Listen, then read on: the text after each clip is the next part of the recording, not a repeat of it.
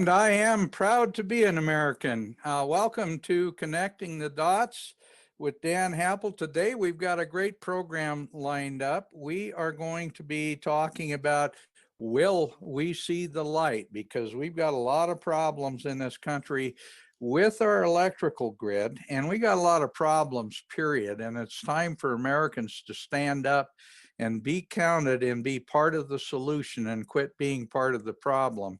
And my guests today are people who are always people that stand up and are part of the solution instead of the problem. And so I really look forward to this conversation.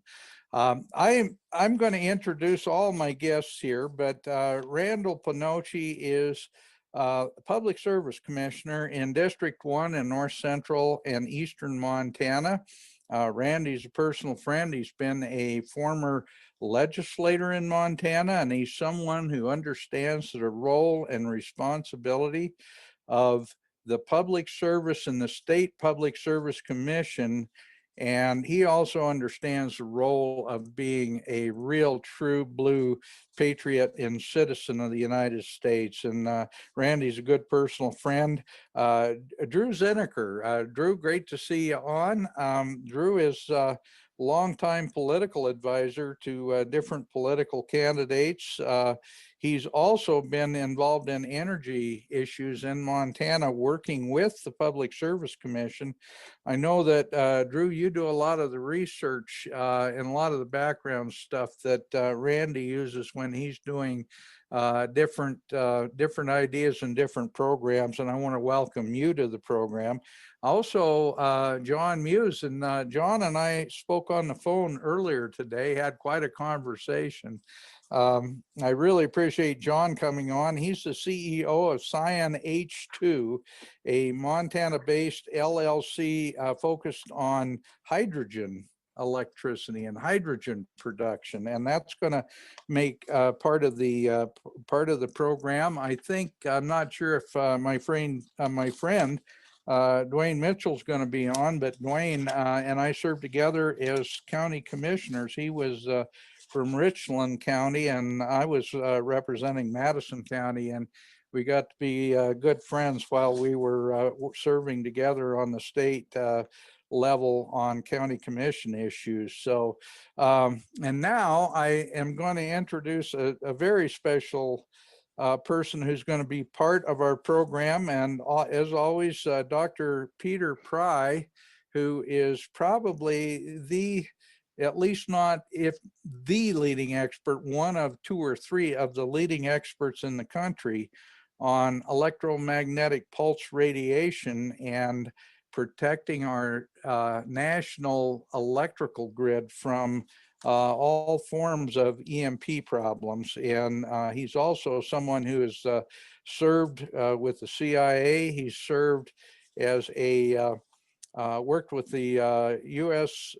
House Armed Services Committee and done a number of different things that to try to protect our electrical grid from being taken down by enemies of the United States. So with all that said, Randy, I'm going to introduce you. I'm going to have you come in first because I want you to talk about the subject today, and that is that our electrical grid is in real serious problems, and that's been amplified over the last 2 weeks because of the problems in the Midwest, and now especially in Texas, and how that has impacted our entire national infrastructure on the electrical grid. So Randy, welcome to the program, and please start this discussion.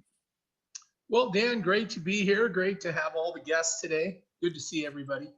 You know, a few weeks ago, Dan, you and I did a radio show with Brad Cheetah. And when energy came up, I was explaining that our power grid is pretty low on power. And one of the ways I could explain that is most of our power stations, say 20 years ago, didn't run at capacity. And this is done on purpose because if we have a power station go down, another power station can simply just ramp up and make up for it. If we have a serious storm and everybody's power usage goes up, say to heat your home or for other reasons, we just simply ramp power up. A lot of our power stations weren't at capacity. Now, what's happened, folks, is due to EPA regulations and kind of the Democrat mindset that coal is dirty and fossil fuels are bad, we've been closing down coal plants. We've actually been removing hydroelectric dams. Now, the thought is that wind or solar is going to make up for that. That just doesn't work out well, because when the wind stops blowing, we then have to reach out for baseload energy. Solar, it can work with the sun shining, but then when the sun goes down or clouds show up, we're back to reaching out for baseload power that's on all the time. So really, we're at a shortage if the sun isn't shining or we don't have wind, across the country pretty steady. And then when we have a stressor, like we just did with this storm that really went from Canada clear to Texas, over to Kansas, we simply don't have enough power. And then when a couple power plants go down, we're going to see prices up to, well, the record amount, $9,000 a megawatt, which is unbelievable. Folks, I never thought we'd ever see that. Power usually sells, $30, $40, $50 a megawatt in Montana. And we certainly saw $9,000 a megawatt. Dan, just like we talked about 2 weeks ago, here we show that we're just insufficient on baseload energy across the nation. Mm-hmm. Well, and the other part of that, and you alluded to it, is the reliance under the Green New Deal and all these other Agenda 21 programs. They're talking about replacing our infrastructure with their so-called green energy. And in Texas, and we do, Thumper, we've got a short video that I'd love to have you put up. We'll play that short video from Jan, I'm not sure how her last name, Psaki or something, that is Joe Biden's White House communications gal. Anyway, there's about a minute long video that we've got on that Randy, you sent to me, and it's perfect because what they talk about is how our electrical grid is going to be more and more dependent on solar and wind. And frankly, what she says is really alarming. So let's go ahead and play that short clip. Joining us today is Ann Neuberger, Deputy National Security Advisor for Cyber and Emerging Technology. I told her that's quite a title, well deserved. Ann was previously the National Security Agency's Director of Cybersecurity, where she led NSA's cybersecurity mission. Prior to that role, she led NSA's election security effort and served as Assistant Deputy Director of NSA's Operations Directorate, overseeing foreign intelligence and cybersecurity operations. She also previously served as NSA's first Chief Risk Officer, as Director of NSA's Commercial Solutions Center, as Director of Enduring Security Framework Cybersecurity Public-Private Partnership, as the Navy's Deputy Chief Management Officer, and as a White House Fellow. She is going to provide all of you an update on the administration's work related to solar winds. And she's willing to take a couple of questions. As usual, I will play the bad cop. Well, come on over, Ann, when you're ready. Good afternoon. It's great to be here with you today. So I'll give an update across our SolarWinds work. What happened? How did it happen? And what are we doing about it? So first, what happened? Hackers launched a broad and indiscriminate effort to compromise the network management software used by both government and the private sector. The intelligence community is looking at who is responsible. Until that study is complete, I'll use the language we previously used, which was to say an advanced persistent threat actor, likely of Russian origin, was responsible. As of today, 9 federal agencies and about 100 private sector companies were compromised. As you know, roughly 18,000 entities downloaded the malicious update, so the scale of potential access far exceeded the number of known compromises. Many of the private sector compromises are technology companies, including networks of companies whose products could be used to launch additional intrusions. So why does this matter? Why is this significant? For days of blackouts, then Okay, I just realized we needed to start that at the 42-minute mark, so my apologies. Here we go. Submit to federal regulation. Is the president willing to leave 30 million Texans off of the national grid?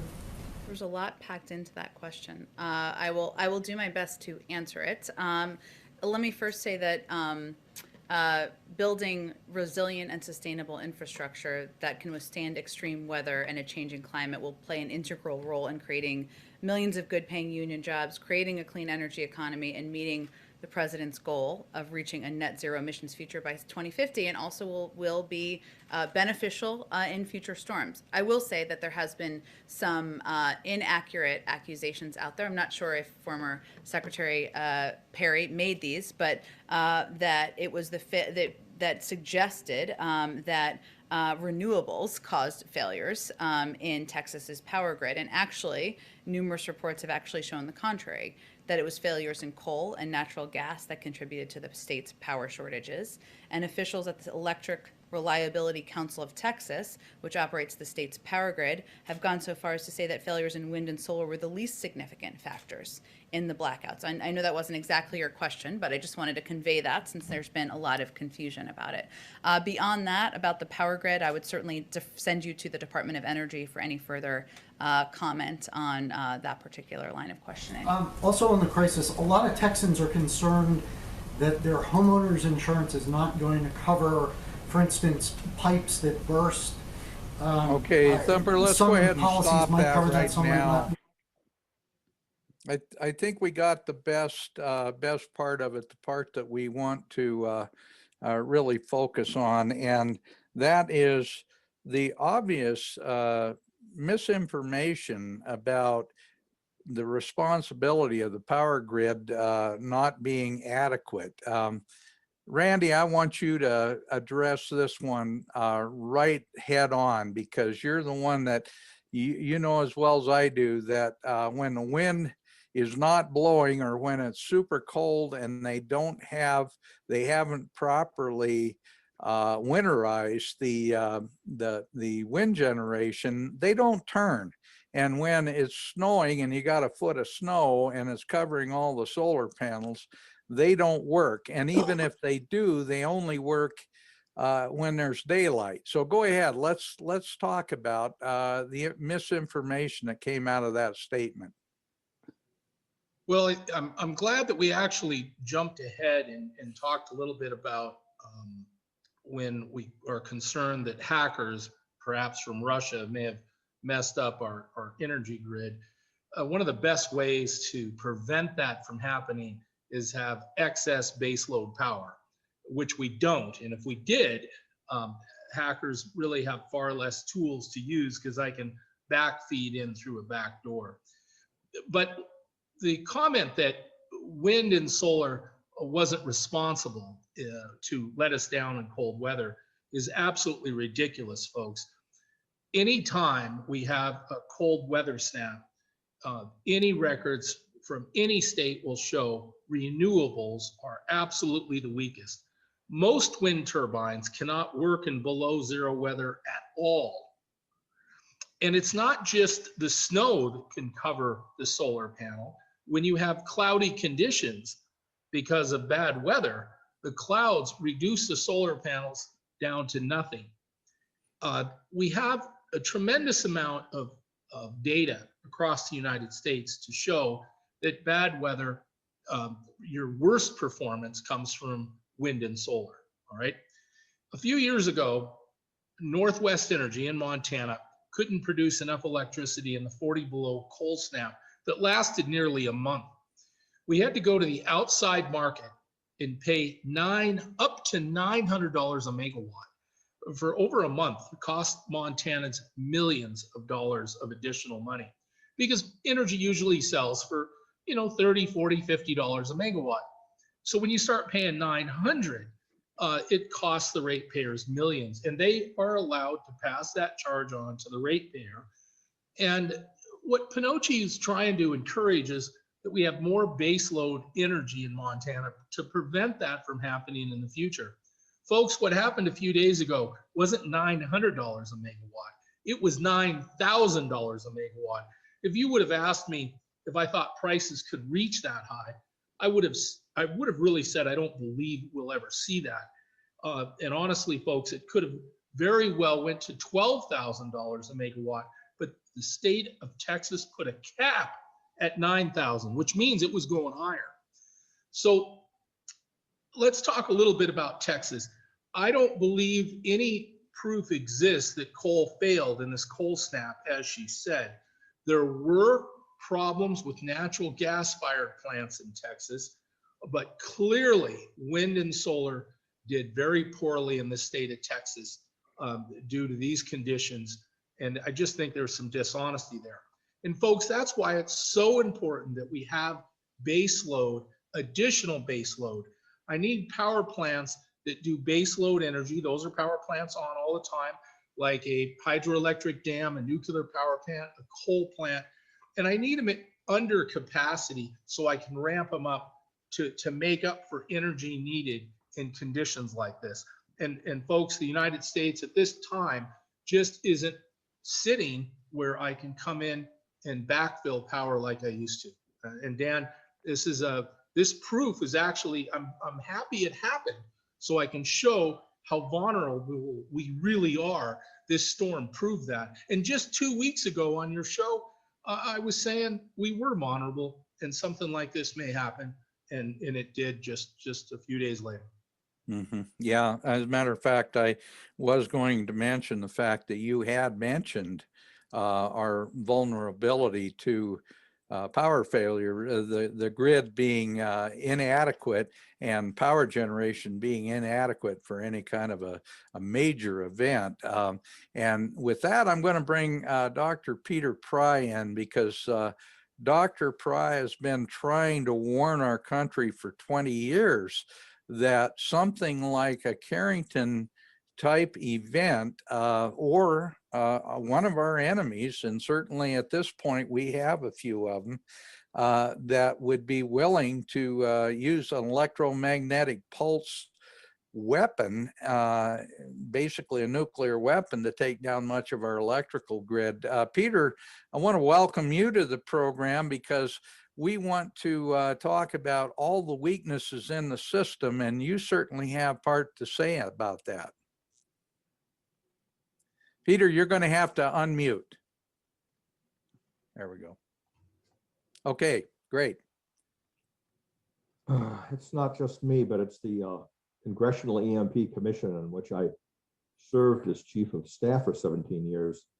It's been warning about the threat from not just a nuclear EMP attack, though that is the greatest threat we face were it to happen, but natural EMP from the sun in the form of a solar storm.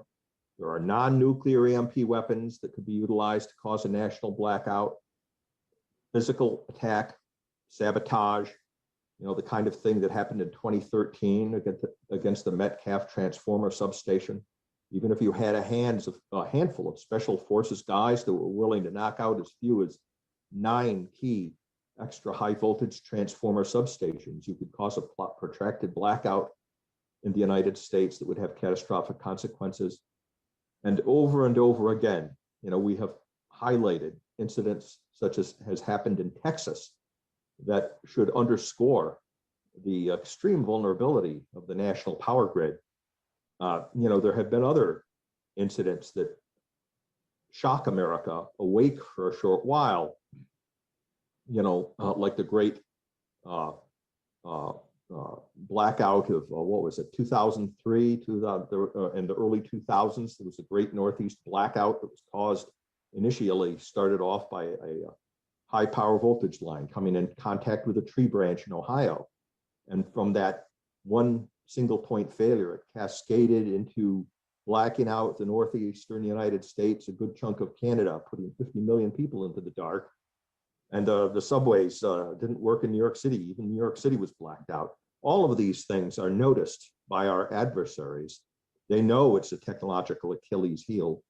They know that the electric grid is it's the keystone critical infrastructure, because none of the other critical infrastructures that support our electronic civilization and that make life and the economy possible will work without electricity.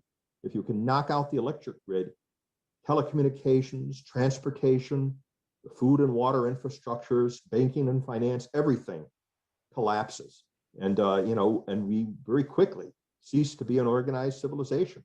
Even our military power projection capabilities, all the military bases draw more than 99% of their electricity from the civilian electric grid. They have even written books about it. The Russians, the Chinese, the North Koreans, the Iranians, it's all spelled out in their military doctrine that by using a combined arms type of an attack, I mean, you could knock out the electric grid with any one of the threats that I have mentioned. EMP, physical sabotage, cyber attacks. They plan to use all of them in combination against the US electric grid because they know they could win a war that way without having to beat the Marines or the Navy or the Air Force. And they have exercised that, written up about it extensively. That's what the EMP Commission has been warning about for 17 years. But I fear that's what's going to happen, is just like the solar winds cyber attack, which riveted Washington's attention for a week, and it was all over the newspapers and all kinds of bold comments were made about how we're going to retaliate for this or we're going to do something so that it'll never happen again. Washington quickly forgets about it, and it does happen again. And the next time it happens, it's actually worse because the adversary is tempted by our weakness and our irresolution to do anything to make it worse. They're testing us every time one of these cyber attacks like solar winds happen. And by the way, I'm very glad that you started the video early. People should replay that and look at who is in charge, of our cybersecurity at a national level. That young lady, who started off as a fellow, a national security fellow, which means she was a graduate student, that's been brought in. Look how young she is. She must be in her 20s. All right. I almost guarantee you, if you unpack her resume, she's not a deep technical expert on cyber or EMP. They never are. The guy who was in charge of the Critical Infrastructure Security Agency, that was supposed to protect our electric grids, the character who was also supposed to be protecting the elections was a former lobbyist, and Chris Krebs, the famous Chris Krebs now. I had been warning the administration that this guy was not competent to be running CSA for 4 years. And, because he's just a former lobbyist for Microsoft and a lawyer, and doesn't really know anything about cyber warfare or EMP, yet he was in charge of it for the country. And he didn't get fired until he came out and announced that after the elections, that they were the cleanest elections in American history. Then he got fired. He never should have had the job in the first place. And so if people want to know why do these problems never get fixed in Washington, multiply Chris Krebs by 5,000. And that's why these issues never get fixed in Washington, because the whole bureaucracy is like that. And you could just saw another example of it on this show, just because you accidentally started the video a little early. And I want to go back and reinforce what your previous guest had on about how the administration is lying, about what's happened in Texas. But they're really expert at lying. They're Bill Clinton class liars. Okay, because yes, it's true that you can point to some kind of failure as a result of the ice in all of the various parts of the electric grid infrastructure in Texas, and so that's the basis for the Green New Deal true believers trying to say, oh, it wasn't the failure of green energy. That's a lie because everything failed. Well, that's a lie. Everything didn't fail as badly as the green energy parts did. The solar panels and the windmills failed more badly than anything else did. And it's also a lie when ERCOT, they quote ERCOT, which is not to be trusted. They're very political. They're in the pocket of the utilities, and they like to play ball with the administration, go along, and also try to convince people that they're really on top of these problems, right? But ERCOT's, because the reason you can make a disingenuous argument that Well, the failure of the solar panels and the windmills wasn't chiefly responsible, for the wide blackout, is because they don't provide most of the energy in Texas. Right. And so when you do the math, it's only by the fact that Texas hasn't become as dependent as the Green New Dealers would like them to be on these things, that they can claim that, well, we didn't lose most of the energy because of those energy sources. But it's fundamentally a lie, because if you're going to extrapolate Texas into the future that they envision for us, where we're chiefly dependent on things like solar and windmills, the consequences would have been even worse than they are now, because those are the parts of the Texas electric grid that failed the worst. Mm-hmm. Well, that's a great segue into a discussion with Commissioner Pinocchi. Randy, I want to talk about how they've decommissioned the coal. And incidentally, these are pretty clean coal-fired generators over in the coal strip area. And now they're doing the same thing with the Sydney generators. And I want you to talk a little bit about that, and maybe then you can introduce John, because I want to get John in the discussion. He is contemplating bringing hydrogen into the process, and I want to make sure that we bring him into the discussion as well. Randy, go ahead and take off with the coal strip plants and how they've shut down the coal industry in Montana. When I was running for office 2 or 3 years ago, I wanted to go visit the Sydney power plant. And they had explained to me how they did millions of dollars of upgrades for the scrubbers and the stacks to make absolutely certain the only thing coming out of the stacks is carbon dioxide, which is what plants use to grow, and water. That is it. There is no acid, there is no ash, it appears to be smoke. That's just steam. It's just water. That's it. And I went up and got right next to the stacks, put my hand on it, and looked at my hand, and it was absolutely clean. I looked at the ground right at the base of the stack. There is no ash, there is no dust. It is absolutely spotless. It's clean. And people need to understand, in China, they don't do this. And the ash particulate coming out of some of the Chinese stacks is so large, it comes down the size of a snowflake. And people wear masks to prevent that ash from actually being inhaled. So the difference of how our country handles the scrubbers in our stacks to, say, China is night and day, all right? Mm-hmm. So even if we were to stop all coal production of generating electricity in the United States, many, many other countries are going to continue. Over 100 coal-fired generating plants are being constructed today, folks, because many countries, there are over 200 countries, many of them don't have rivers to put a dam. Many of those countries will never have a nuclear power plant.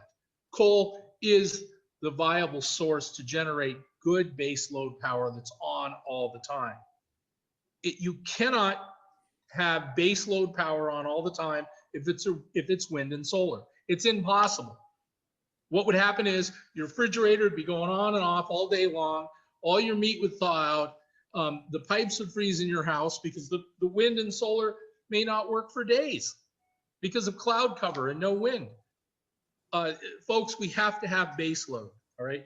So after I was finished with the tour, President Trump really wants to lighten up on the restrictions on coal, understanding that coal is very clean. The environmentalists are saying, look, the carbon dioxide is causing global warming, and that's going to cause the North and South Pole to melt. Florida is going to go underwater, and if we don't do anything, the world's coming to an end, I think they say in 10 years. Freedom of speech, I guess you can say that, but I got this feeling that we've been around for, millions of years. We had an ice age 400 feet of ice is supposed to be over the roof of my house. They tell me the North and South Pole have changed positions a few times. It's probably all going to happen again, folks. So climate change, I think, is pretty natural, and we're just going to have to deal with it as we go. But if we're going to close these coal fire plants, I don't have enough baseload energy to supply this country. My job as a public service commissioner are three things: safe, reliable, and affordable. I'm like RoboCop. And every time I look at my screen, anywhere I look, those three missions are in front of me every day, 24 hours a day, 7 days a week, as long as I'm your commissioner. And I'm telling you, we are in trouble with all three of those directives right now. Okay. I sure want to get into what John has got planned. So we can certainly go there, and then I want to follow up with that. Now, we could put a carbon capture unit on these coal plants, which wouldn't even allow the carbon to get in the atmosphere. Now, if we were to do that, the coal would be as clean as wind or solar. And what do we do with carbon, folks? Every time you open a can of Coca-Cola and it fizzes, that's carbon. Well, another thing we can do with it is pump it down an oil well, and the carbon helps percolate the crude oil in these oil wells that are dormant, and they produce more oil. In Sidney, Montana, from the derrick of the coal fire plant, I can see several oil wells, which go under hundreds of homeowners in Sidney, Montana. And that carbon would percolate more oil and produce millions of dollars of more oil. So I'm all for carbon capture, and we have a place to put it because they're right next to the largest oil field in the United States, the Bakken, which today, folks, produces more oil than Texas. Look it up. Colstrip could do the same thing. I could run a pipeline from Colstrip in. Great that you brought this up. His light stayed on during the Texas storm. Now he owes $16,752. Folks, that is $9,000 a megawatt. That's what's going to happen to you. Pinocchi declared an emergency just a few days ago, and Drew Zinnaker, assistant to Brad Cheetah, who's on with us today, can vouch for that. He can even show you the text I sent out declaring that coal fire units 1 and 2 be turned back on because I'm trying to prevent this from happening. And we had power outages in Montana because they were basically stealing electricity from Montana because they had the opportunity to sell it for $9,000 a megawatt. And they really wanted to break their contracts for Montana at $40 a megawatt. Now, that's my opinion, folks. I don't have proof of that, but I'm pretty suspicious of it, okay? And this is the sort of thing that can go on, and I'm trying to prevent. So here it is. This is history right in front of you now of how delicate our system is, the grid right here. You're witnessing it. This is a time unlike anything you'll probably have seen in the past, in the history of the United States. So take a good look at this. $16,752 for a few days. Yeah, Randy, one of the things that, that's so critical that we need to be understanding is that now with Biden in the White House, he's shutting down the XL pipeline. He's re-demonizing coal and other things that are reliable sources of energy. I don't know if most people realize this, but under the Green New Deal, if we fully accept UN Agenda 21-2030, they plan to shut down and tear down something like 6,000 dams in this country, most of them providing some hydroelectric power. Obviously, if we're going to do these crazy things, we've got to have baseload energy that will take care of all of our needs. And at the same time, we need to maintain our infrastructure in a way and improve it in a way that we don't have these problems. I guess my basic thoughts here, my basic hypothesis is that these people don't plan on us having an industrialized country. They want to shut this country down, and they figure this is as good a way to do it as any. But you go ahead and go with that. Well, look, Dan, the United States is growing. Population is growing. We want to grow industry. By the way, folks, electric cars are growing. Okay, not just electric cars. We're talking about Pizza Hut's bringing in autonomous cars. They're looking at it right now. That'll be electric and they'll have no driver. We're looking at semis driving electric with no driver. We're looking at electric aircraft. Okay, our electric needs are going up, folks. While at the same time, federal government overreach is really causing power production to decrease. Now, I think the person that's going to raise their hand and say foul is someone from the Public Service Commission or someone that sits on the National Electric Board. Well, that's why I'm here. I'm telling you folks, this is outrageous. And we had better start understanding that we're creating a train wreck. And I'm here to tell you, if you don't like what I'm saying, folks, don't elect me.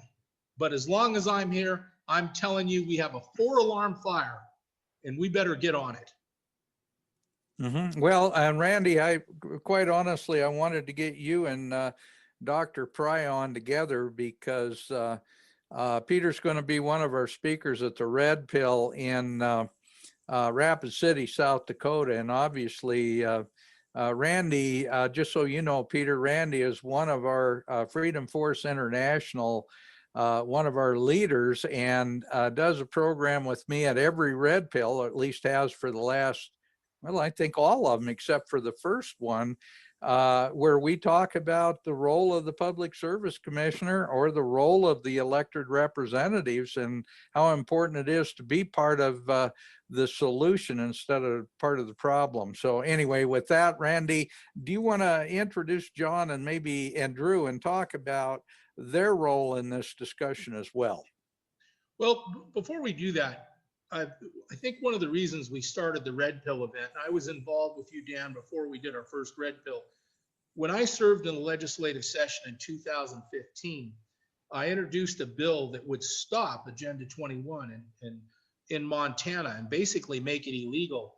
And Dan, you were right there with me to help write the bill and educate those educated and those that were not educated, because many people in office had never heard of Agenda 21 who are elected officials.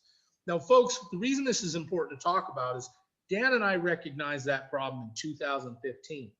So when we started our first Red Pill, which was after 2015, I was recognized in introducing that bill. By the way, we only lost that by 10 votes on the House floor.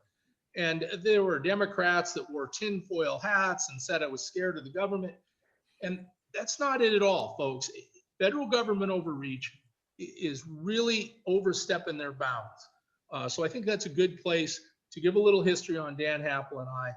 And but I'd sure like to talk to John at this point and see what he has to say, what his plans are, what we can do with clean energy like hydrogen.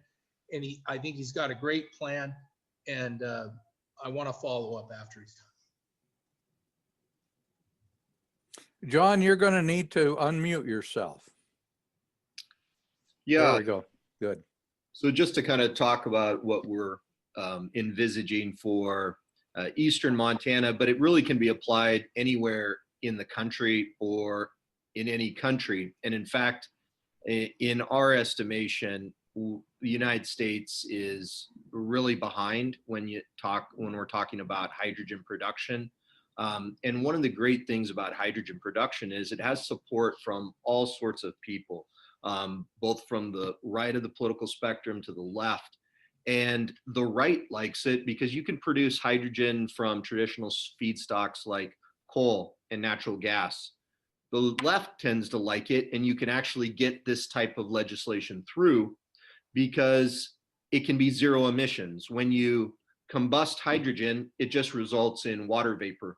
And on the front end, even if you're using coal or even if you're using natural gas, as Randy alluded, you can capture these CO2 emissions and do all sorts of things with them, including transforming them into products that can be sold in different markets. So there's a huge opportunity here in terms of power generation, in terms of driving transport, in terms of agriculture, and like we were talking, Dan, in terms of transferring power to individual ratepayers as opposed to massive utilities.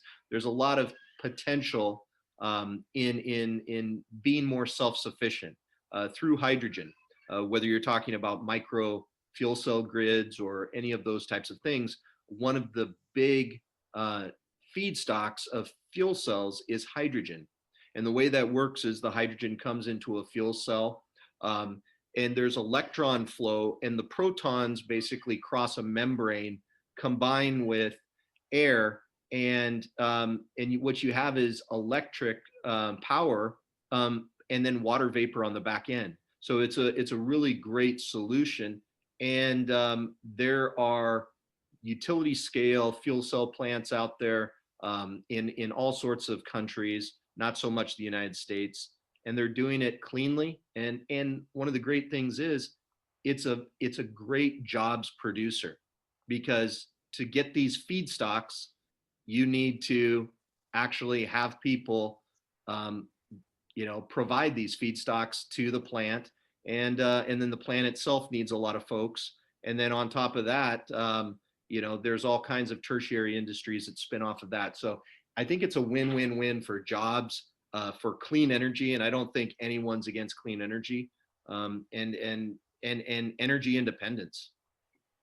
Well, you talked with me about when you were in the service. You were engineer with nuclear submarines, and you were talking about how they actually dumped the hydrogen as a waste product because they didn't realize what they were doing. Talk a little bit about how the nuclear reactors, how you ended up actually creating hydrogen. And it always reminds me of how propane, they used to burn off all the propane off of the refineries around the country until they realized they had a product that was really something that was valuable. Yeah, that's a great point, Dan.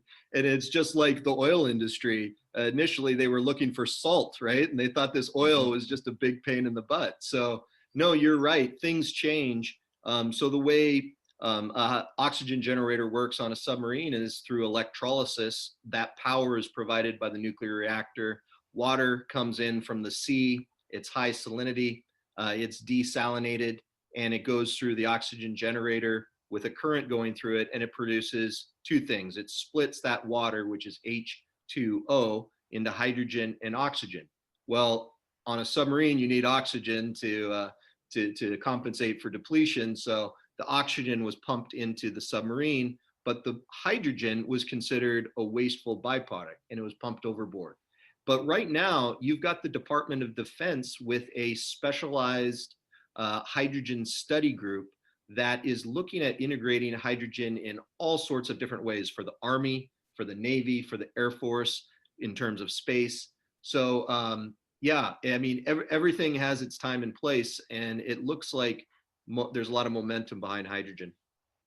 Well, I'm kind of embarrassed a little, and you and I talked about that earlier today, but the fact that the United States is so far behind the curve on understanding and utilizing hydrogen.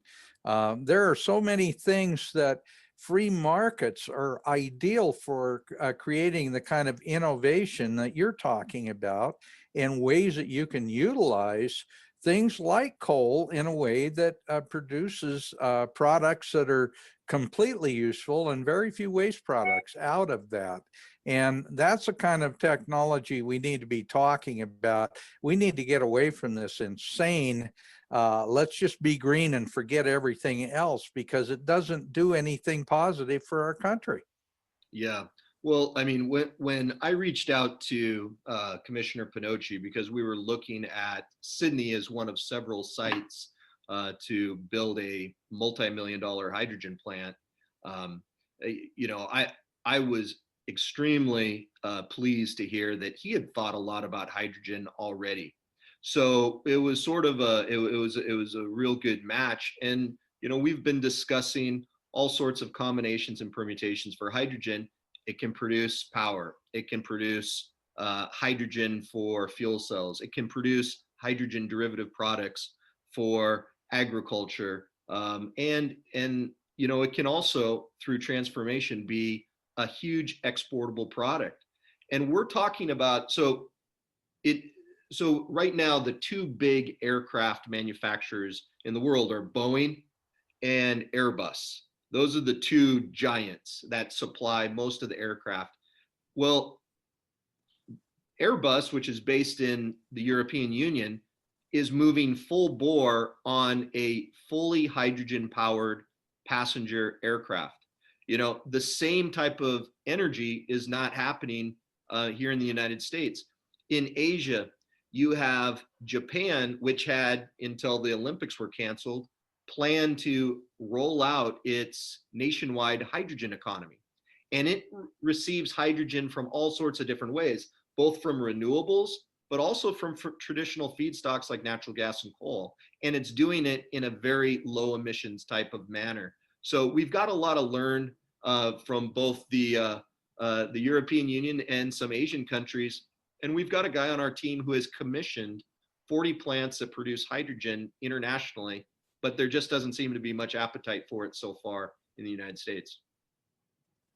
Well, I'm glad you brought all that up. Randy, I want to take a chance now to have you introduce Drew and some of the projects that you've been working on with Drew, and that way we don't leave him completely out. I love to see you here for the program, Drew, and I've visited with you quite a few times, and I really enjoy the fact that you provide an awful lot of research for the Public Service Commission.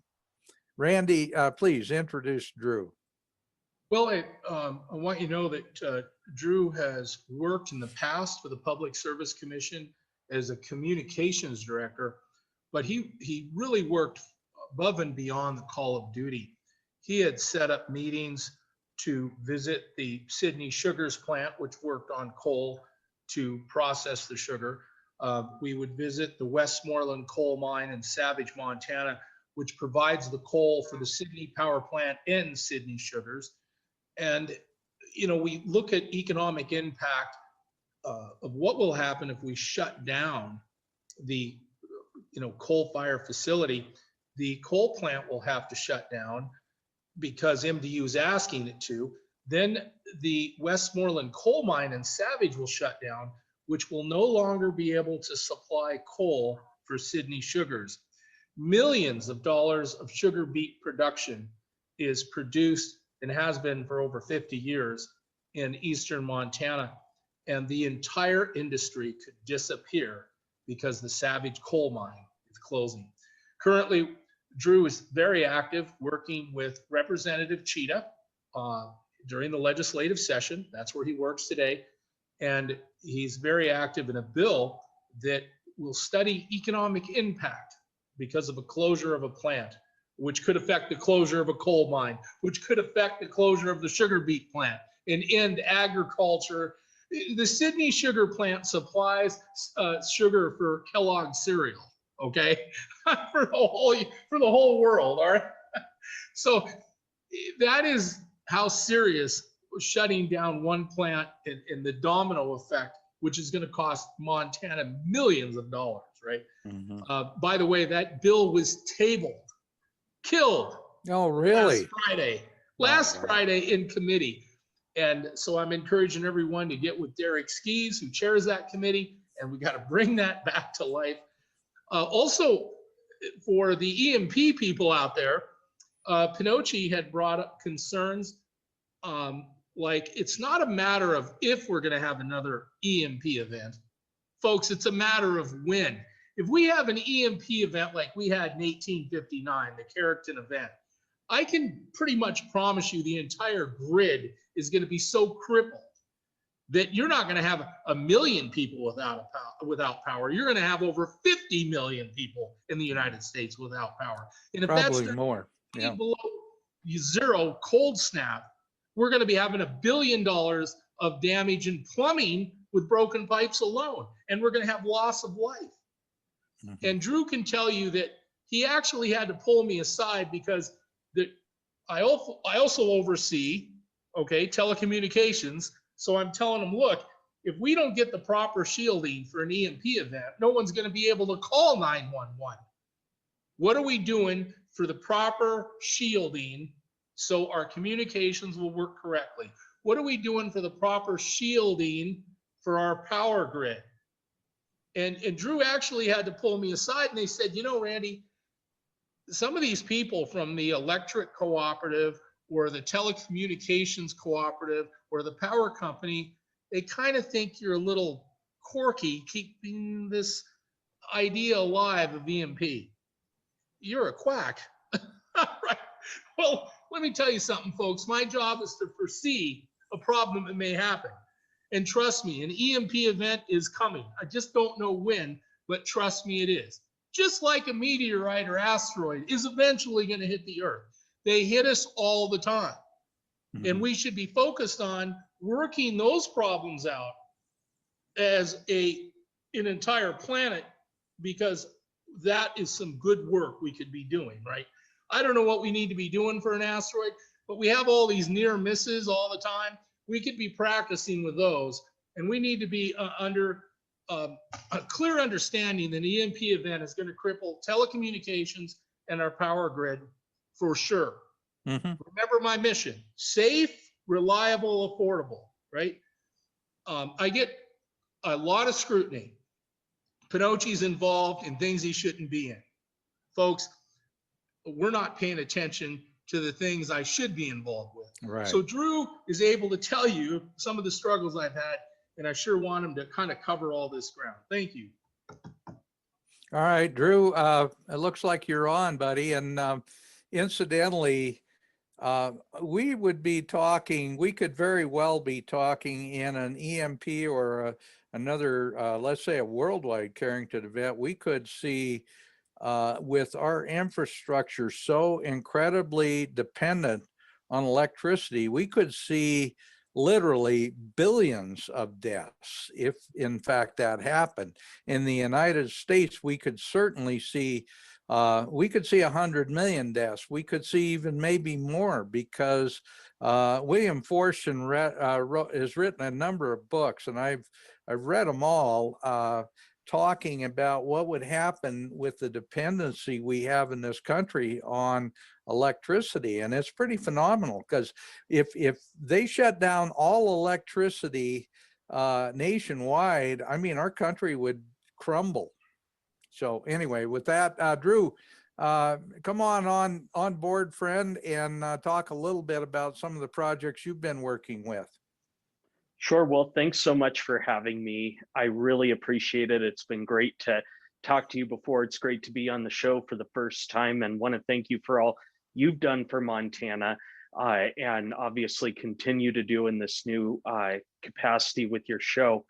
I do want to touch on what you just said and go back to what Peter Pry said when he talked about an attack that could take down our grid. I know that there's a lot of people I've talked to in the private sector who their corporate intelligence sources have been saying for years that their biggest concern is that on Thanksgiving, which is the day when apparently there's the least amount of food on the shelves in the United States, a terrorist attack, whether it be within our country or outside, is going to take down our power grid. And that could very well be the end of things, because, you know, those of us in places like rural Montana tend to be a little more prepared for a disaster than those in the big cities. And they're the first ones that'll take to desperate measures. So I'm really glad that he mentioned that, because that is a really big concern of a lot of people and a lot of companies, and Intel out there certainly supports that.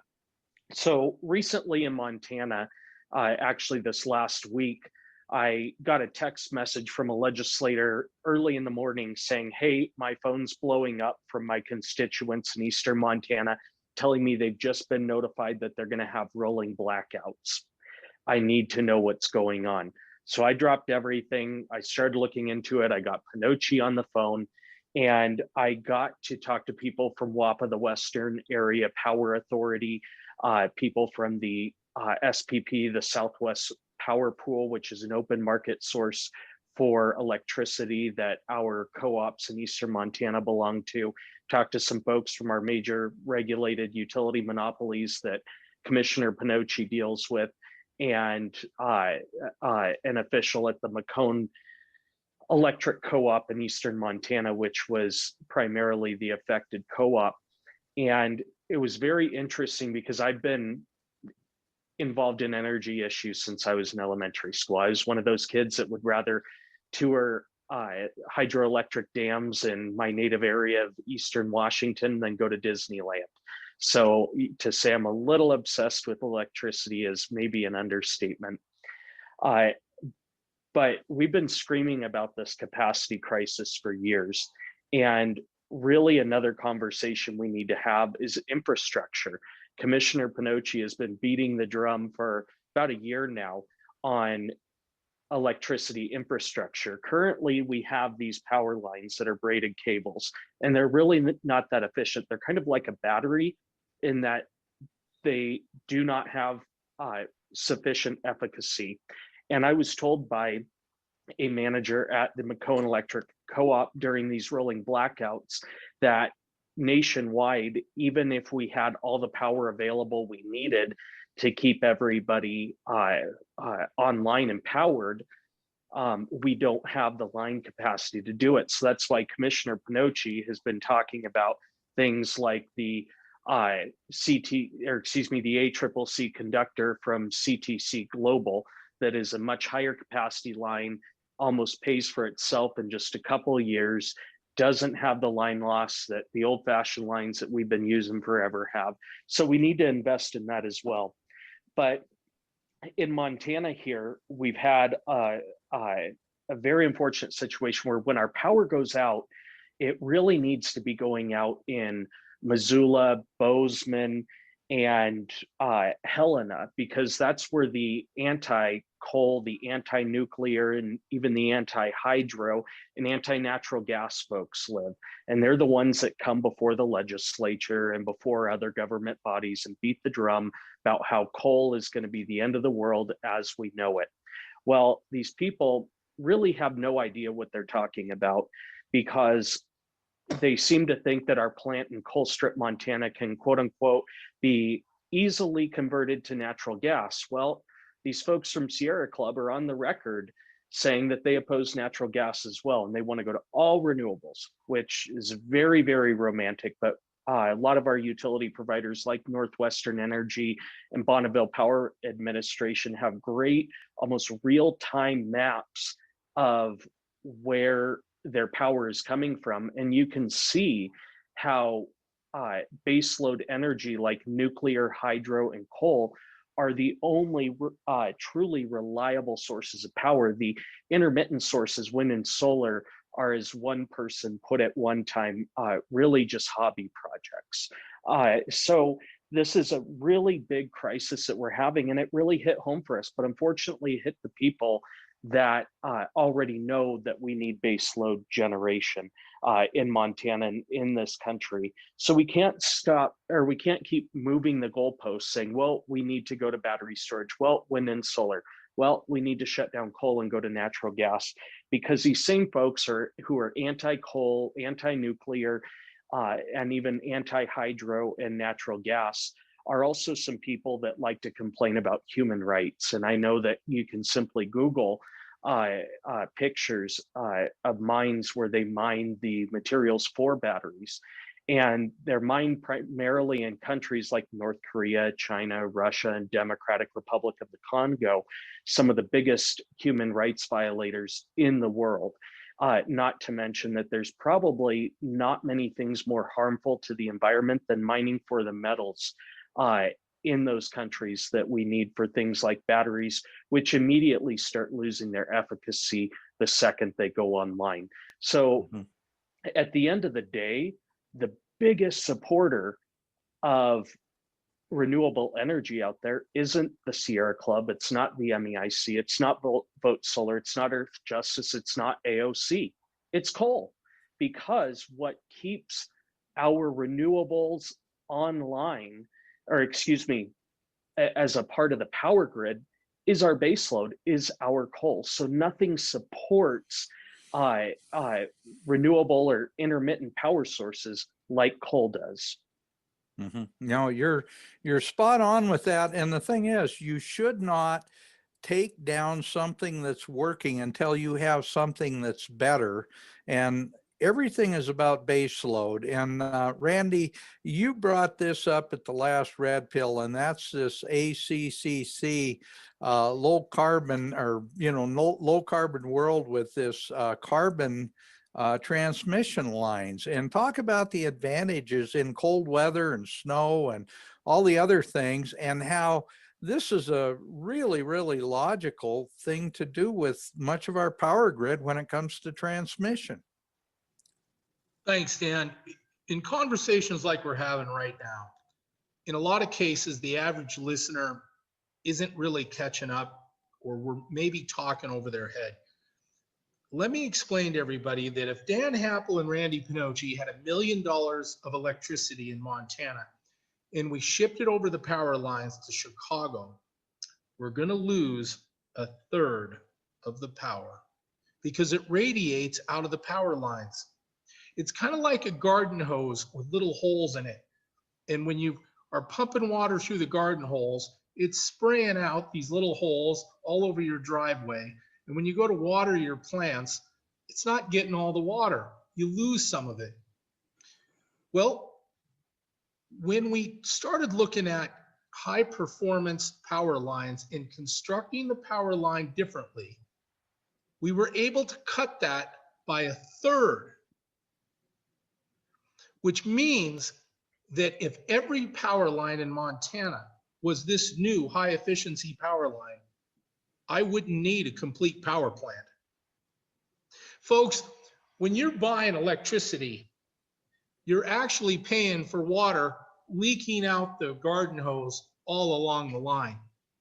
It's just the way it is. And most people have no idea that happens. This new high efficiency power line cuts that by 1/3. Now, I have a message for Texas. You're going to be replacing millions and millions of dollars of power line. I hope you're not using this one.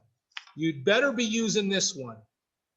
We should never use this old braided line ever again. This new line cuts the ability to cause fires from power lines in half. And if you think that doesn't matter, talk about the $1 billion of fire damage in California just a couple of years ago. This new power line will prevent EMP damage by double over the old line. And it has the ability to pay for itself in 2 years just because it'll cut down the amount of line loss. It also can take and double the capacity of the power line with half a size line. I'm telling you folks, it should be against the law to use this. But people say, we don't like you telling what business what to do. Well, look, folks, you need to understand this is no different than an LED light bulb. You want to use the old light bulb, it's like $400 every 3 years, and the LED bulb is like $20 for 4 years. That is the same thing we have here. I can't get a single power company to install this in Montana, not one. In other countries, this is all they use. And it is being installed all over the United States. And by the way, folks, California is installing this line right now because the insurance company is telling them, if you want to be insured, you've got to show us a line that'll cut down on fires. This would have made the $1 billion damage to $500 million. That's what the company's claiming. Okay, so And it also enforces EMP. EMP is important, folks. You know, when we have an airplane drop an atomic bomb, the airplane has to have shielding so the magnetic pulse doesn't knock out the engine and the plane crash. The military has the proper shielding on all our helicopters, all our military vehicles, all our military airplanes. You know what? We should require that shielding on any new car built today. We should require it on a microwave, on a TV, on everything. And then if we did that, and the North Koreans wanted to drop an EMP, you know what? It wouldn't matter that much, right? Remember, my job, safe, reliable, affordable. I'm telling you, we have the technology. We need to at least do this, folks. If we're going to put in a new power line, we're going to put in a new communications tower, make it EMP proof. I'm not saying we replace everything now, but I should say this: if we're going to replace anything, it had better be with a high performance line, and we better be EMP proofing any new installation. Okay. Yeah, and Randy mentioned the fact that this new transmission line, also how well it does in cold weather and the snow. It will handle double the snow loads of your regular braided transmission line. Isn't that correct? Yeah, let's talk about that. You see the braiding here, folks? Now what happens is when the conditions are right and it gets wet, water leaks inside of it. And then the wind blows and it drops below freezing. The water expands the braiding and can make the braiding expand away from each other. Now you're going to love this. When the dirt blows, it gets inside the braiding, and then the power line becomes less efficient. The new power line won't let any water get in it. Okay? So these are some reasons why when it freezes and expands, your line starts to stretch. The inside core, if you can see it, is steel. The outside is aluminum. So the steel stretches and the line sags. When the wind blows, the lines go back and forth, and when they touch, sparks hit the ground and ignite a fire. The new power line can't expand, and it won't sag near as badly, preventing the fires, and the life of the line lasts longer. Look, folks, wind and solar in Montana adds up to so many megawatts. If I could change every power line to this, I would save more energy than every wind and solar panel in the state. And this works 24 hours a day, 7 days a week. This line is more important than any wind turbine being installed or solar panel. If you really want to save the environment, folks, if I could change every power line in the United States to this line, you could shut down every coal plant and I would have more power than I have now. What do you environmentalists think about that? And if has a single environmentalist said anything about this? No, nothing. I'm the only one pitching it. In Montana, anyway. Randy, don't give him any ideas. I have to tell you, one of the reasons you're such a good friend is you think outside of the box on so many different issues. Frankly, you're an asset to Montana like hardly anyone I know. I want to get Dr. Pry back in. You've been, Peter, you've been listening to this discussion. I kind of want your input back into this, because you're seeing some of the problems that we're talking about, and it all makes sense, doesn't it? Well, of course. Well, first, I think that Randy is an asset not just to Montana, but to the nation, because the solutions he's talking about have national implications and should be implemented nationwide.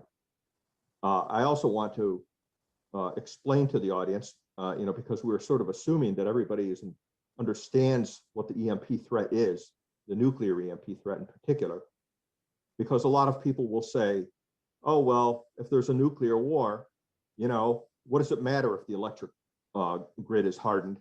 that's irrelevant since the cities are all going to be destroyed and are going to be smoking holes anyway. That fundamentally misunderstands, what the nuclear EMP threat is about. In fact, it's not really a nuclear threat like Hiroshima or Nagasaki. It doesn't involve detonating a nuclear weapon in the atmosphere, but up in outer space. If you were standing on the ground directly beneath the explosion, you wouldn't even hear it. And no blast, no shock effects, no thermal effects, no radioactive fallout would happen. The only thing that would reach the Earth would be EMP. There's two North Korean satellites over the United States as we speak. That the EMP Commission is concerned could be armed for nuclear EMP attack. And they could detonate one of those things if they are armed, if they are nuclear armed for EMP.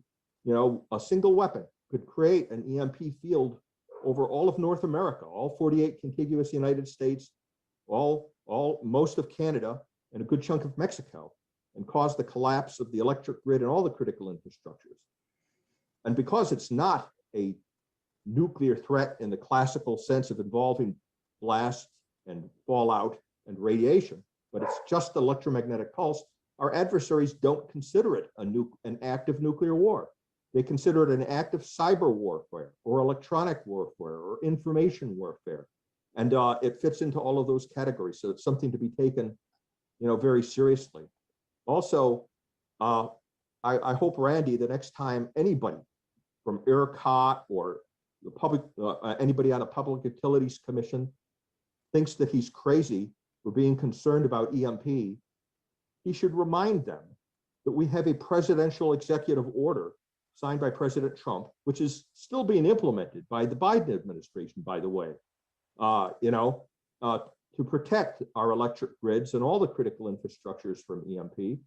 And it's the only executive order in history that was codified into law by the Congress in the FY 2020 National Defense Authorization Act. It's the only time that happened. In effect, what we did is the President of the United States said to the US government, you shall protect the electric grid and all the critical infrastructures from EMP, and Congress on a bipartisan basis, bipartisan, mind you, by unanimous consent, the House and Senate both passed that provision in the National Defense Authorization Act and said, we agree with the president, and you guys are going to also report to us. Now, it's also so next time, they challenge your sanity over being concerned about EMP, point out to them that the Congress and the president and the White House are as also concerned about this and have directed the US government to take action. Moreover, the Congressional EMP Commission, most people don't seem to realize, the views of the EMP Commission on this threat is not just another opinion. In our constitutional republic, the role that's played by commissions, presidential commissions and presidential congressional commissions, is to provide the best scientific, strategic, and technological advice. We had the free world's foremost experts on this subject matter work the problem for 17 years to come up with the conclusions and the warning that you're hearing about tonight, and anybody can read the unclassified EMP Commission reports. Next time somebody tells you you're crazy, direct them to www.firstempcommission.org, www.firstempcommission.org. All the unclassified EMP Commission reports are available to anybody on the internet. So you can see that this is an existential threat, unlike climate change. It's amazing to me that we have to sit here defending the credibility of EMP and everybody accepts as if it's a settled science, as if there's a real scientific consensus on climate change. Do you know there has never been a presidential commission or a congressional commission to establish that climate change is real? And I think there's a reason for that, because the advocates of climate change on the Hill and in the White House know that if they had such a commission, and if it was a fair commission, that had the real climate scientists, that they would conclude that this isn't a threat. Climate change is political. It's science fiction. All my life, when I was growing up, I remember on the cover front page of Popular Science, radical left-wing activists disguised as scientists, objective scientists, were predicting a new ice age. Under the Nixon administration, all the faculty of the geology department at Brown University wrote to Nixon warning that there would be a new ice age by the year 1990. I mean, and these people have been predicting the end of the world as long as I've been alive, from the climate perspective. But it's not because they care or really believe. There are fanatics and people who genuinely have a very poor understanding of science that think that the world is going to end in 10 years, from global warming. But these people are very badly misinformed. There is not a scientific consensus on climate change being catastrophic. In fact, there is a scientific consensus for the most part. I can't think of a single reputable climate scientist who thinks that in 10 years, there's going to be any kind of climate catastrophe, of the scale that justifies converting to green socialism, which is the direction this country is going. The ice caps are not melting. The polar bear population is bigger than it has ever been. The glaciers do recede when it's summer, but they come back in the winter. Okay. I have seen photographs of the receding glaciers, in airports to scare everybody about climate change. Next time, look at the month that the photographs were taken. It's taken in high summer. That's when the glaciers melt, and you can do an experiment at home, to prove to yourself the ocean rise, isn't going to, flood make Florida disappear. They were predicting that most of Manhattan would be underwater before the year 2000. My friends, ice is very interesting. Water is interesting chemically because of its molecular structure. Its volume increases when it freezes. That's why an ice cube floats when it's in water. And the Arctic cap is a great big ice cube floating on the ocean. If you do an experiment and you take an ice cube and put it in a glass of water and mark the level of the water on the glass, then come back and see the level of the water after the ice cube melts, you'll find it hasn't increased at all. That's because the mass of the ice cap on the North Pole is displaced by the water it displaces. So if all the ice melted in the Arctic, it wouldn't raise the ocean line, the level of the ocean, by an inch. Now, but anyway, if you want to, to prove that Randy is not insane, okay, when he's concerned about EMP, but he's totally rational, and this is the legitimate concern that everyone should have, www.firstempcommission.org. And if you want to get the real story on climate change and find the views of real climate scientists, you should go to www.realclimatescience.org. www.realclimatescience.org. There's a lot of books that have been written and good articles debunking this, but they never get any coverage from the mainstream media. Yeah, they don't get a Nobel Prize for being an idiot like Al Gore happened to do. So I want to mention this because you mentioned this. This is absolutely essential for people to know. The new form of warfare that we're talking about, if in fact they use an EMP weapon against the United States, it makes perfect sense because they don't want to destroy our infrastructure. They don't want to destroy all of our buildings and our our mines and everything else. They just want to get rid of us. And so an EMP attack is actually, I think, probably would be a more preferable form of warfare for the Chinese or the Koreans or anybody that wants to really hurt the United States, because they'd be able to keep all of our assets if they got rid of all of us. Well, it kind of depends on what the strategic scenario is and which country you're talking about. But on this issue, I'd like to say hold forth a little more on the climate change issue, because we conservatives,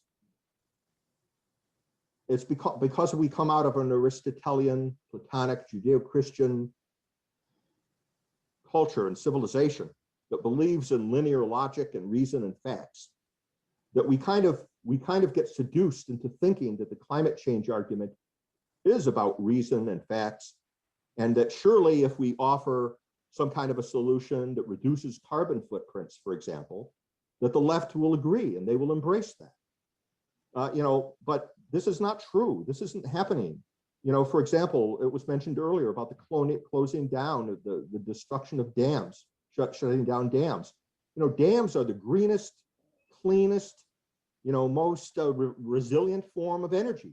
If you really believed in the climate change propaganda, you shouldn't be shutting down hydroelectric. You should be looking, in fact, to expand it. And I have a colleague. I'm not going to mention his name but for example, I've got a colleague that has been trying to get the government to support a highly efficient turbine that would enable us to harness rivers that previously we couldn't harness for electrical energy. And they have no interest in this. They have no interest in it, okay? I have another colleague, who have, in fact, I've got several colleagues and companies that are standing in the wings with new small modular nuclear reactors, which after hydroelectric is the next most resilient and greenest form of energy. And we could solve the EMP problem. And even if you believed in climate change, okay, we could solve that problem too by proliferating small modular nuclear reactors, which don't have the waste problem that the big old generation nuclear reactors do, because you can recycle the radioactive waste and convert it back into fuel and basically just keep using it until it becomes inert. So you don't have the disposal problem that you had with the old technology. Well, the greenies aren't interested in that either. They don't want that either. It's only got to be, they're only in certain politically correct forms of green energy, like solar panels or wind, which are the least efficient, least resilient, and are not technologically advanced to be able to support our nation, our electronic civilization at the level of population that we have, and at the consumption levels, material consumption levels, and it makes people like me suspicious, that maybe the left has been captured. The usual left, the Democrat Party, okay, has been captured by the far left of the environmental movement that really has an attitude kind of like Pol Pot in Cambodia did, which is fundamentally a Luddite type attitude toward technology. They're fundamentally anti-technology as well as being anti-capitalist. They're they see our whole civilization that is based on materialism and consumption as being corrupt and evil. And it makes one wonder if it's just stupidity, okay, that makes them embrace the theory of climate change and that makes them ignore truly green solutions, that even if they were serious, if they really believed it, why wouldn't they embrace these solutions that are readily at hand? They're not interested in them. Are they really interested basically in depowering the grid and lowering the level of lifestyle that we all have, and maybe even reducing the population to a level so that we will be a less of a footprint on the planet? There are people in these extremist environmental groups, who are really anti-human. They see humanity itself as a threat to Mother Nature and don't like, growing populations and the number of people. The Earth is already overburdened and overpopulated in the views of a lot of these people. But so these are factors that we need to consider because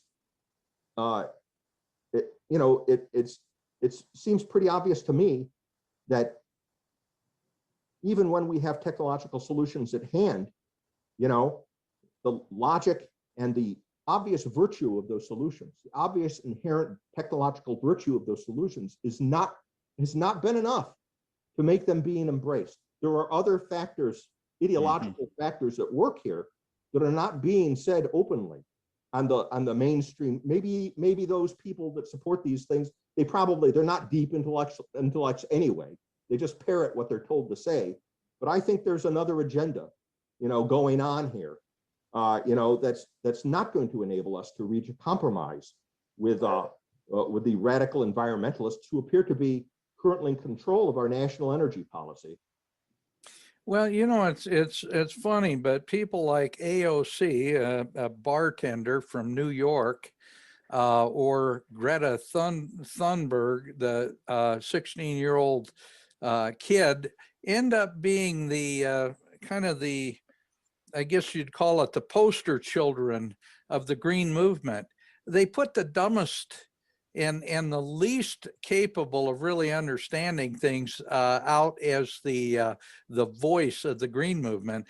I agree with you, Peter. I think that the power elite in the background, the anti-humanists, are the ones that are really pushing this whole program because they want to get rid of a huge portion of the world's population. And what better way to do it than deindustrialize and then knock out our electrical grid at a time when we're very, very dependent on it. I think this is a very distinct possibility.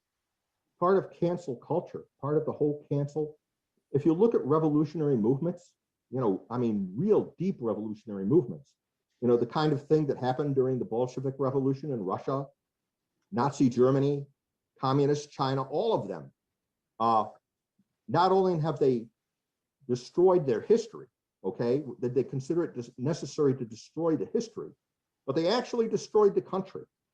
They went through a phase of violent revolution where the fundamental institutions, including the nuclear family, were so torn down that they could then write upon that the blank slate that was left over, new history, new values to be taught through families under the threat of terror, even converting the children in your family, so brainwashing them in the school system that they would turn their parents in, for execution, for having the wrong views. There was actually in the Stalinist period a statue to children that did that, to their own parents. And so, as irrational as it may seem, I think that we do have, in terms of what has happened to this country, I think the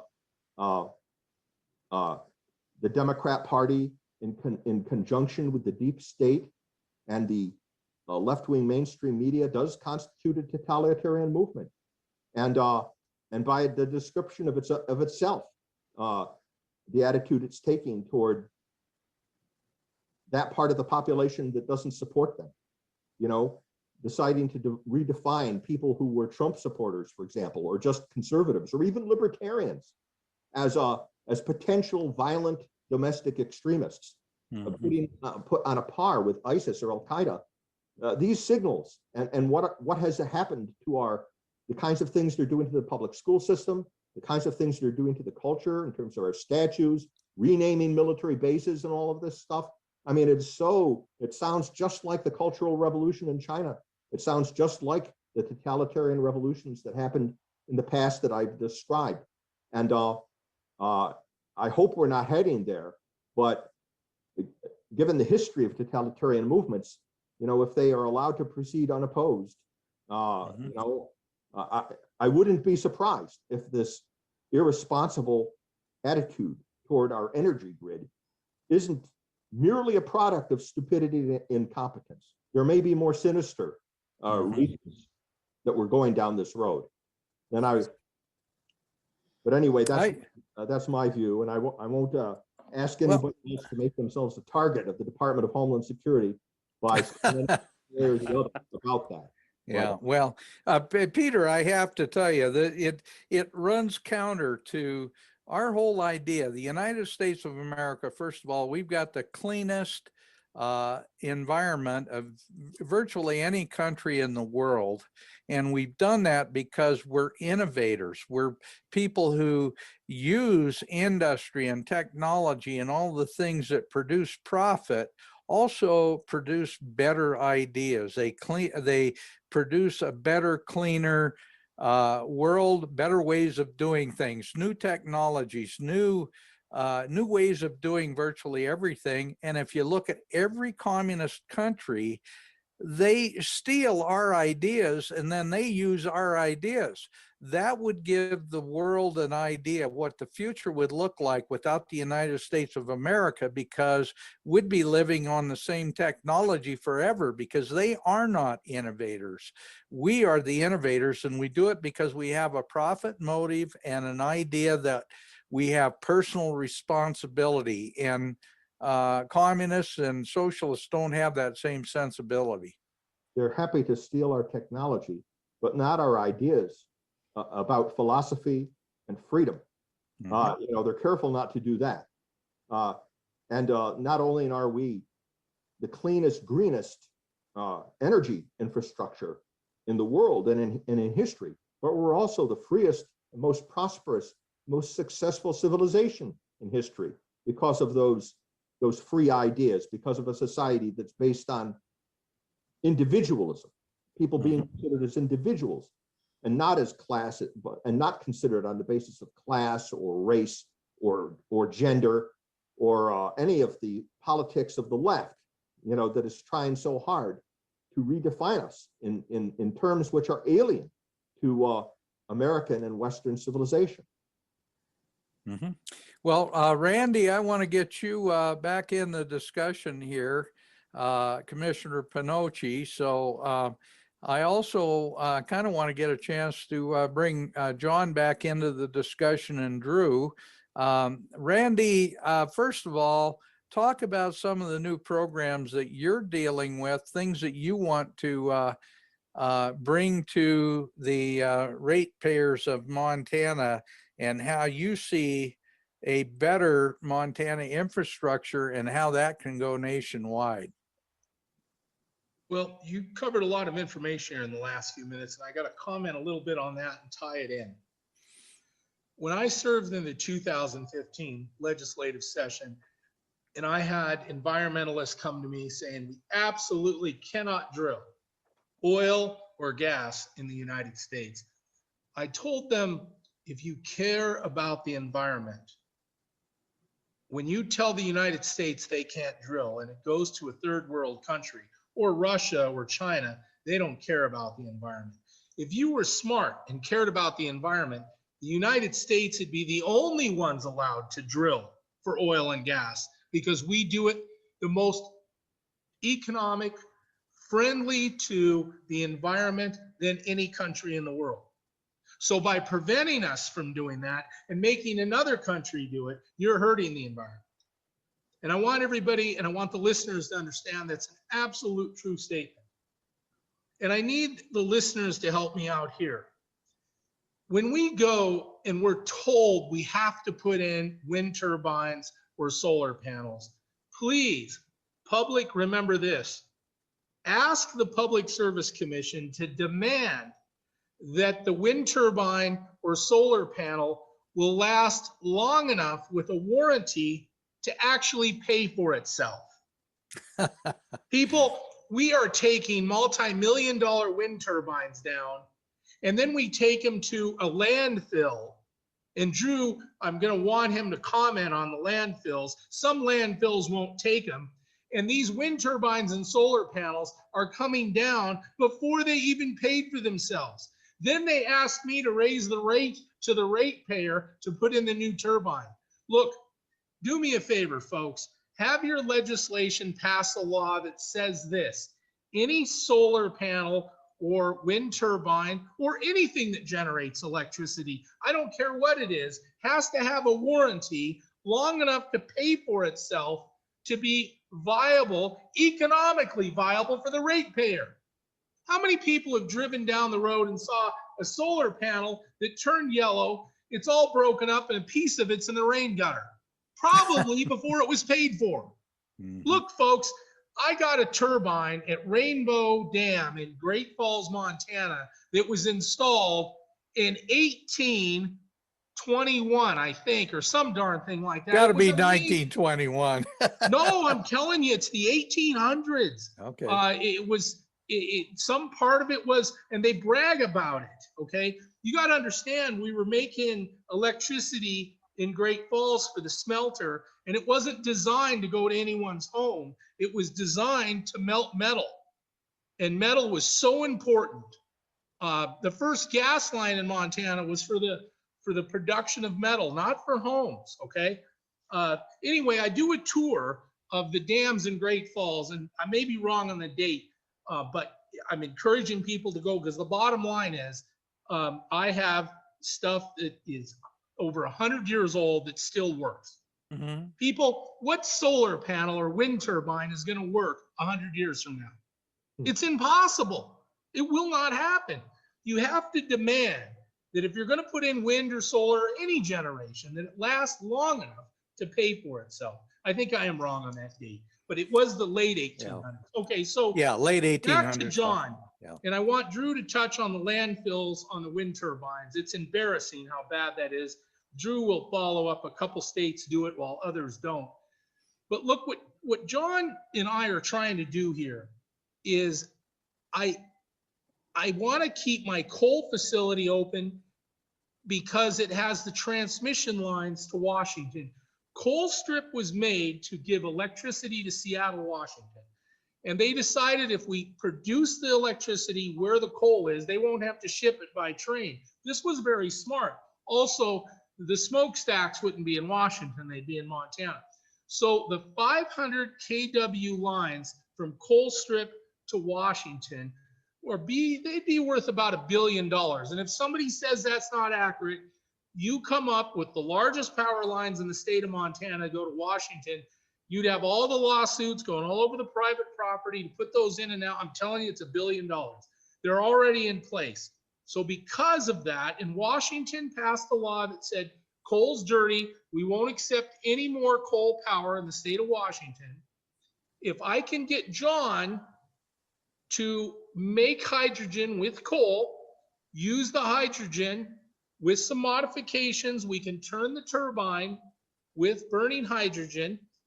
We can use those power lines and feed Washington again because hydrogen is clean.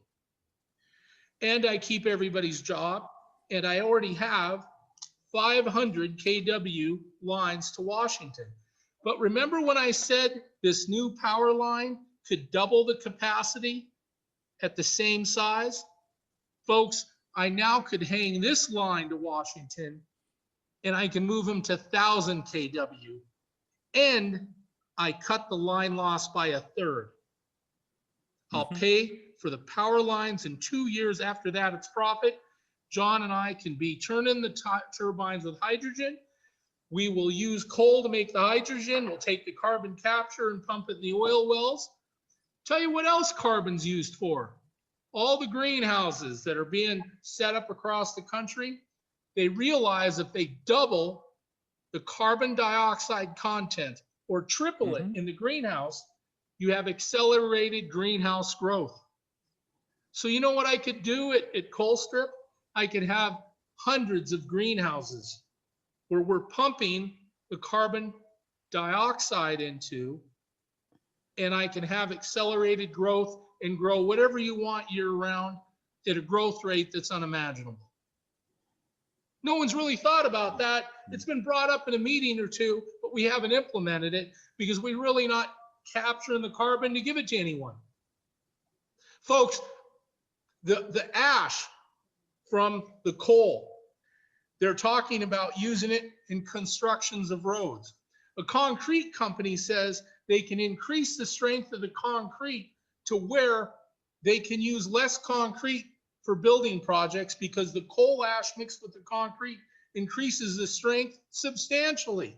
I got concrete companies saying we can load that on a train and ship it to concrete companies and they can mix it with the concrete mixes. Yeah. We're just We've been scratching the using surface of things we can do. We've been using fly ash in the construction industry and concrete for 50 years. Then why weren't we selling it from Colstrip or Sydney? And they're always talking about what can we do? There are many things we can do with that, folks. And I'm telling you, I'm fully endorsing John's idea because I'm faced with an administration that is going to want to close down coal. So I have to get inventive. And I want to talk to everyone about batteries. So I'm at the Public Service Commission. We're having a hearing, and this company comes in and says, Pinocchi, we're going to install batteries at the wind turbines. And when we have too much energy, when the wind is blowing, folks, across the whole country, we have too much electricity. And guess what? We can't use it. We can't store it. So it's just wasted. A lot of times we just give it away at that time. And we call that we're long on power. And we can't do anything with it. I'll tell you what I'm excited about John's company. When I've got wind turbines going across the whole state and I'm long on energy, I can't give it to anybody. I could be making hydrogen. We charge the huge amounts of electricity and water. The bubbles come to the surface. Some of them are oxygen, some of them are hydrogen. The hydrogen bubbles burn like gas. We put those in storage tanks. And then when I'm short on power, because I don't have any wind, I can then take that hydrogen and turn a turbine like a jet engine on a 747. And that's what a gas turbine is that uses natural gas. By the way, I'm against all natural gas use to generate electricity because the market's always up and down. And when the market's high, I got to raise your electric price. Then I got to turn around and raise the price to heat your home for natural gas. So really, I don't like using natural gas to generate electricity. I'd rather use coal because coal's been at the same price for about 50 years. Now, when we're long on energy, I want John to make all of the hydrogen he can, and I want the tank to be something like you see at the refinery. Then, when we're short on energy, John's going to turn a valve on, and we're going to have the hydrogen go into this jet turbine engine that produces about 30,000 horsepower. By the way, folks, I can make it any size you want. And that could turn coal strip turbines or the turbine at Sydney and will generate electricity when people need it or the price is we can sell it for something. And then we're hoping before we run out of hydrogen, the wind will start again. Okay? Now that's the game plan. All right? I can keep coal production going. I can use my power lines. I use the same units and it's assisted by hydrogen. I'm hoping that Biden will say, you know what, that'll work. All right? So these are some ideas I'm trying to develop. But people don't understand that what their answer, the environmentalists say, okay, Pinocchi, you're short on power. I get it. Put in more wind turbines, put in more solar panels. That is not what I need. I need power that's on all the time. I can take some wind and I can take some solar, and okay. But if you think we can be all wind or solar, that's crazy.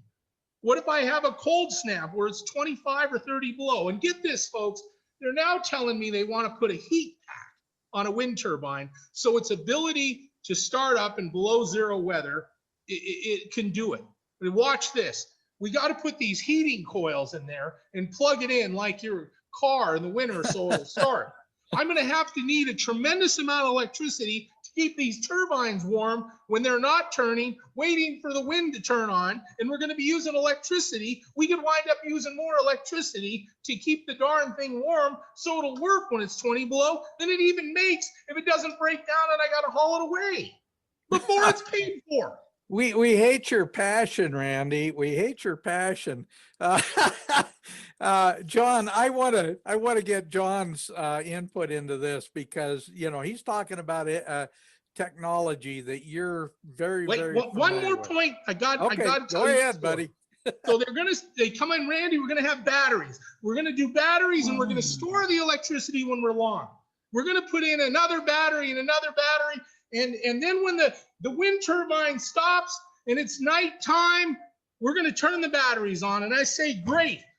So how much electricity, how much supply will I have to supply the grid when the wind stops turning and the sun starts shining? They looked at me right in the eyes and said, 6.5 hours. 6.5 hours? And you want what, $30 million for 6.5 hours of storage? Look, folks, the technology isn't there for batteries. And I don't know what's going to happen if a bolt of lightning hits that battery. You're going to have a mushroom-shaped cloud you can see 10 miles away. A cell phone battery will take out your windshield. Now, John will tell you if a bolt of lightning hits our tank of hydrogen and it blows up, it's just water, folks. I don't have any contamination, right? And I don't have any dangerous chemicals in the air. The bottom line is, if we're looking at long-term storage, hydrogen will outperform batteries, okay? If I needed batteries to last several days, you would be able to see a small town at 30,000 feet, and it wouldn't be a small town, folks. That would be 1,000 batteries the size of a house, and that might last a few days. Battery technology is not where we're at. John, and hydrogen storage is, and I can turn it on and turn a 30,000 horsepower turbine or a 20,000 horse turbine, and hydrogen will outperform battery storage. So when I'm long, I got to make hydrogen. That's what I wanted to say. Okay, well, John, I want you to step into this discussion, and I should have brought a friend of mine from the Denver area who is a physicist that works on nuclear power. We should have brought that into the discussion too. But anyway, John, take it from here. Let's hear what you've got to say. Yeah. So you just gotta love that passion, right? So there are different perspectives on this, and there are different folks that like hydrogen. So for instance, you don't have to not believe in climate change. You can believe in climate change. But our real pitch is that we should focus on emissions rather than feedstock. And if you can produce power or you can produce fuel in a way that is low emissions, it shouldn't matter whether it's generated from wind, solar, coal, natural gas, oil, what have you. That's the idea, is to sort of disassociate emissions from particular feedstocks, and in that way, because I mean, let's be honest, like when Hillary Clinton said a number of years ago, we're going to put a bunch of coal workers out of business, in an environment where jobs are really hard to come by, like what the hell? But what if coal was actually an answer to combating climate change?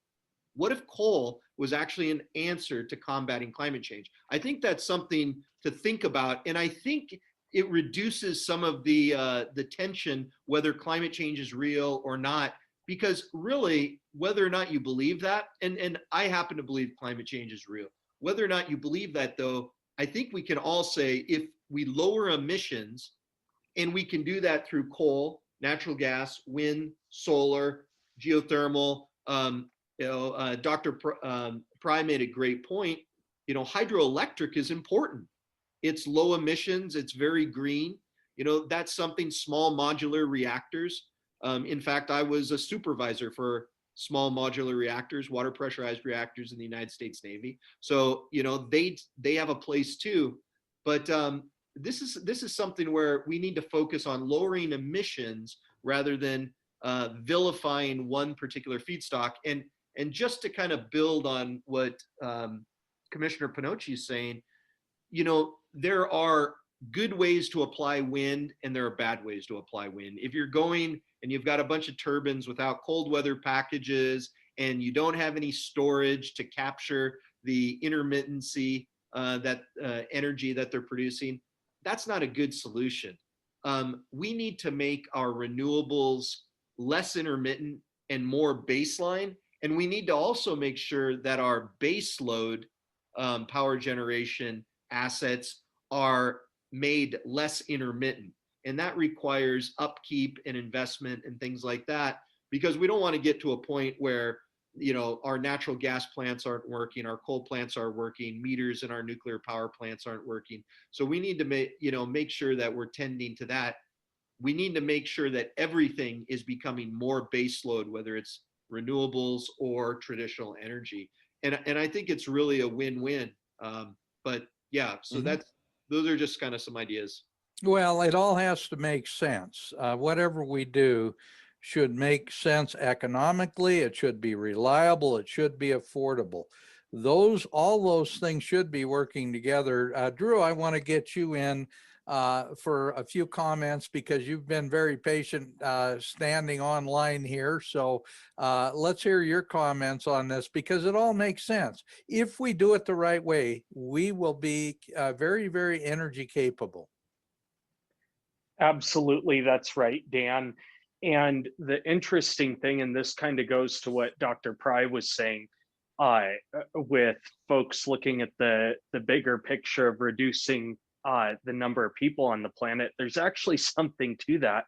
Because when you look at emissions on a bar graph, the amount of CO2 produced from the production of energy is about that much, but it's the consumption where we're really putting a lot of things that people say they don't want out into the environment and the atmosphere, which the funny thing is, you know, I'd venture to say that 99.99% of these people who gripe about coal have never actually been to a coal plant or a coal community or any natural resource generating facility, because you will find no greater stewards of the environment than the people that live and work in these communities, like say Colstrip, Montana, for example, where, by the way, one talking point you will never hear from the environmental groups like MEIC, Earth Justice Vote, Solar, and Sierra Club is that the air quality in Colstrip, Montana is actually the same as Glacier National Park. Talk about deflating somebody's balloon. I think that that's really interesting. And in some cases, like Randy talked about, these intermittent power sources paying for themselves, it's almost like we use this term when we're doing the state budget, and I'm sure you dealt with this as a county commissioner, you go broke saving money. I mean, we have grant programs where I'm figuratively speaking here, but you know, a ratio is you have a $3 million grant you're getting from the feds, but you're spending $5.5 million administering it. Well, let's just go ahead and cut a $3 million check instead and not have the federal strings attached that come with that money. And I think that it's important to point out too, when you talk about economic impact, and especially how we see in our public schools and public institutes of higher learning, what teachers like to teach about climate change and other things like this. Climate justice is, you know, a new thing that they like to talk about.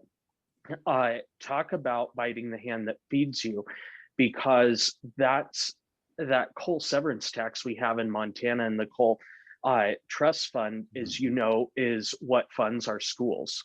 It's what gives 50% of the funding to libraries. It's what funds parks, roads, and even affordable housing.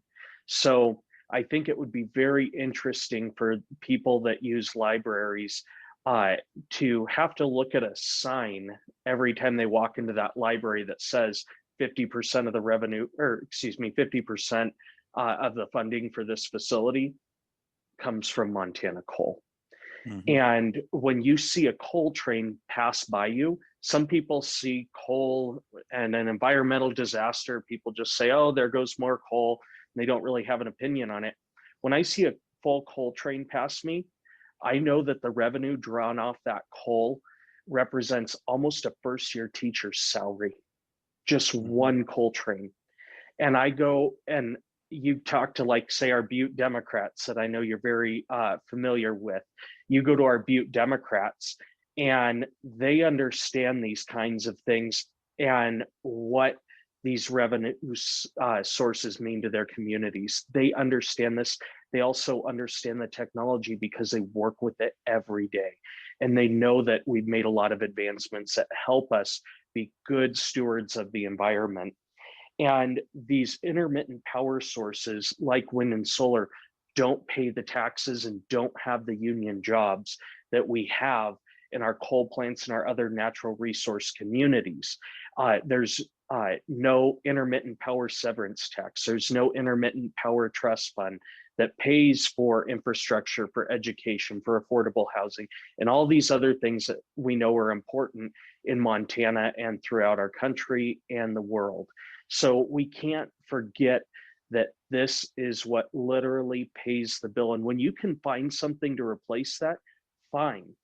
But in the meantime, I'm all for letting the EU do all the R&D and requiring countries to put in this high capacity efficient line that Commissioner Pinocchi is talking about, and all this other new technology, because rather than just being something conceptual, they've made these investments in Europe and they've proven that this works. You take the issue of single-use plastics. The EU has banned the use of single-use plastics in, I think they have about 2 more years till that ban comes into effect. You know what? Let these socialist countries make those mandates, because they spend all the money on the R&D then. And then that market is generated over there, and all the technology, let them spend all the money doing it, because then we can let the market drive it over here. It's the same concept with power. They're going and doing all the R&D in these other countries, and we get to sit back and reap the benefits when we want to implement those new technologies into the United States. So I just think it's really important when we look at trickle down economics in this whole picture here. And I'll make one last point here. Dr. Pry talked a lot about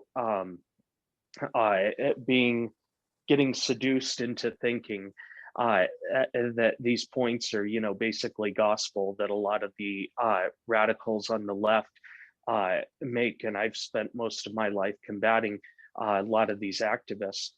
When you do look at history and you look at, say, the Soviet Union, for example, what these folks at the grassroots level, bless their hearts, that make all the noise don't realize is in revolutionary movements. Again, you talk to former KGB officials, and they will tell you that when the revolution comes and the new leaders installed, it's not them. In fact, when new leaders installed, those people that put them into power are actually the first to die, because they can't be controlled. And it's a really sad, sadistic thing. I mean, I wouldn't wish that on anybody, but it's one of those be careful what you wish for things. So the next time somebody wants to write a gripey blog about how evil coal is, or any other source, or how bad a hydrogen facility is because it's powered by coal, even though it's producing all these great products for agriculture and other segments of our economy in Montana, I challenge them to write that on something that doesn't have metals in it that were mined in China or North Korea or Russia or the Democratic Republic of the Congo, because they're going to be using smoke signals to get their message across. Well, that's a great way to end the discussion. Gentlemen, I'm afraid we're out of time. I want to thank you. This has been a fantastic discussion. I really think that we need to have this kind of a program literally transmitted all over the world, because if we do, and we start making sense out of this stuff, maybe a few of these nitwits, what I refer to as useful idiots and high IQ nitwits, will actually start understanding that we cannot live without cheap, reliable, affordable energy that is safe. And we're talking about that now. Gentlemen, thank you. I appreciate you joining us. And I see that Patrick is ready to go. Patrick Howley, welcome. And thank you for giving me an extra minute or two, Patrick. Thank you. Great show, Dan. That was very interesting. And hopefully we will be able to save the coal industry in America and the entire energy sector, because that's really the lifeblood of the American economy, I think, and it has been for decades. And we don't know what Biden's going to do. He could do anything, because, of course, he's not mentally there. He has lost his